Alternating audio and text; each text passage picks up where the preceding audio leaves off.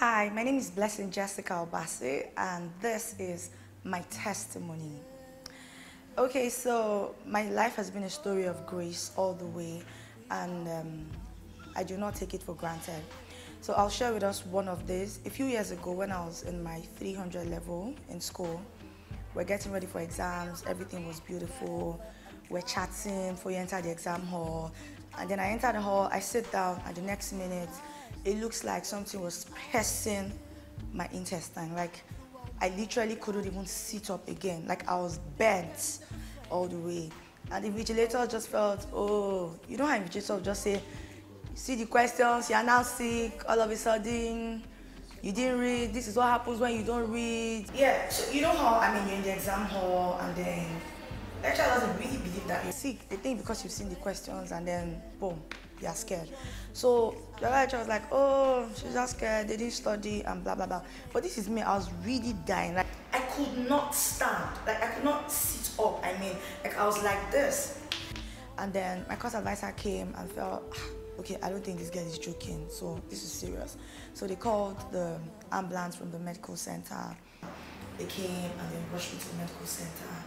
Imagine I walked into the exam hall with my 2 legs, and then I'm leaving the exam hall in a stretcher. It felt like I had passed. So we got to the hospital and then they looked at me and they said they needed to take me to Luth immediately, that I had excess gas in my system, and then if they don't take me to Luth and operate on me in like 1 hour, that I'm going to die.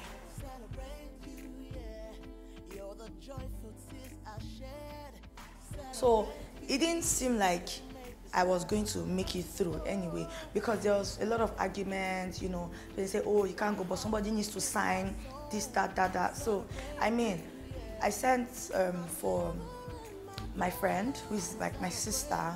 So she came, she left the hall, and then she came to me, and beside me, she just said to me, you're not going to die, but you will live. And then they called my mom. So my mom she's the first daughter of Jesus Christ. So she believes that, you know when people say the word of mouth, what you profess, what you say, what you prophesy, that's exactly what happens to you. So we need to be very conscious of the kind of things that we say.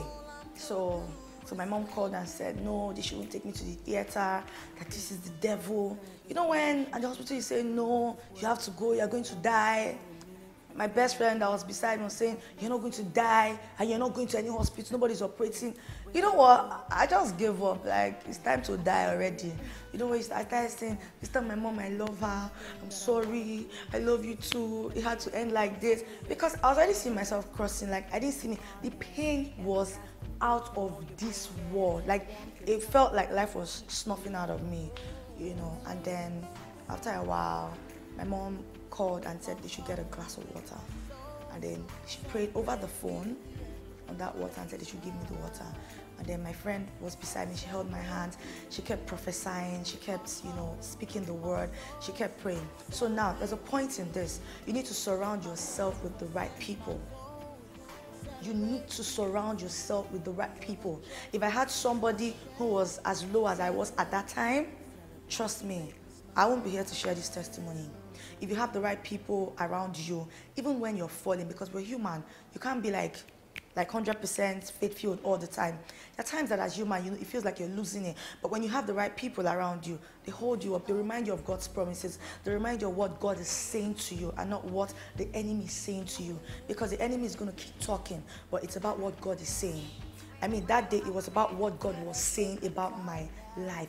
It didn't matter what the doctor or the nurse, they threatened my friend and told my friend, you know what, you're going to sign. If this girl dies, it's on you. And she said, she's not going to die. It is not her time. She even screamed at me, like I should stop saying what I was saying. And then I should start saying I wasn't going to die, I was going to live. And then I started prophesying these same, the positive things. And hey, I was in this same medical center for like 2 hours, and I was supposed to die in the last 1 hour. So I was there for 2 hours, and then nothing happened. I didn't die. Of course, it was still a lot more painful. But guess what? So this day, I had 3 papers, and then I missed the first one. So if I miss all 3 papers, that's an automatic extra year. And really, how can I even have an extra year just like that? So I just said a prayer, and then my friend kept saying the right things to me.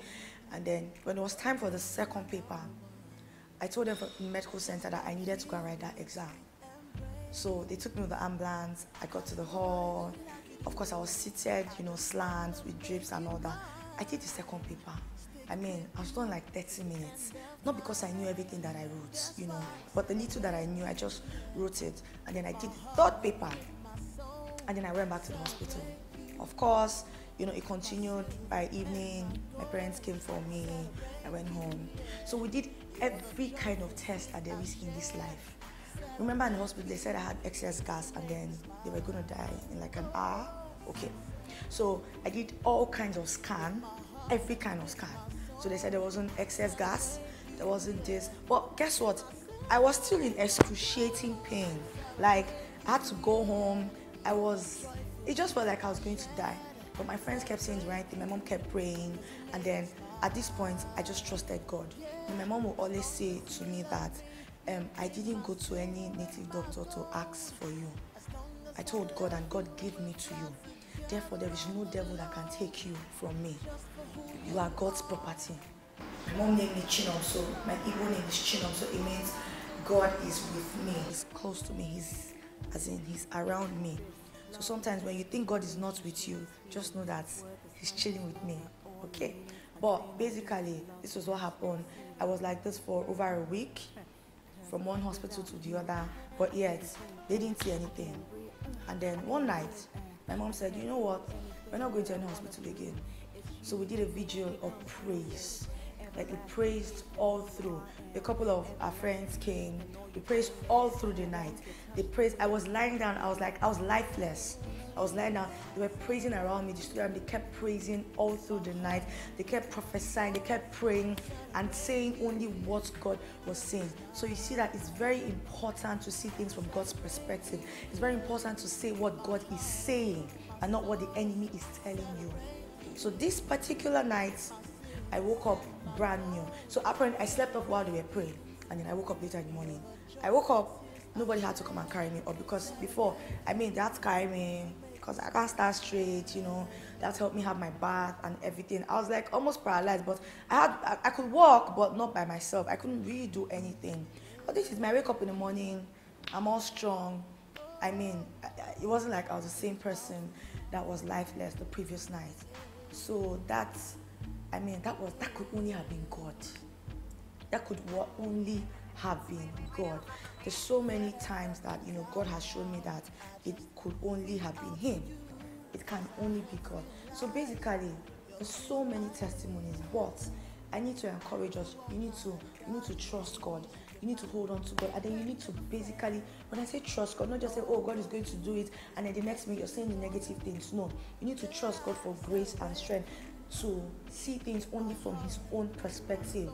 Because if God has promised us things, why don't you remind Him of His promises to us and hold on to it? You can't remind Him of His promises and then you're listening to what the other person is telling you. No, you need to listen to what God is saying. Be focused on the Word of God. And then I'm sure you'll be here sharing your testimonies.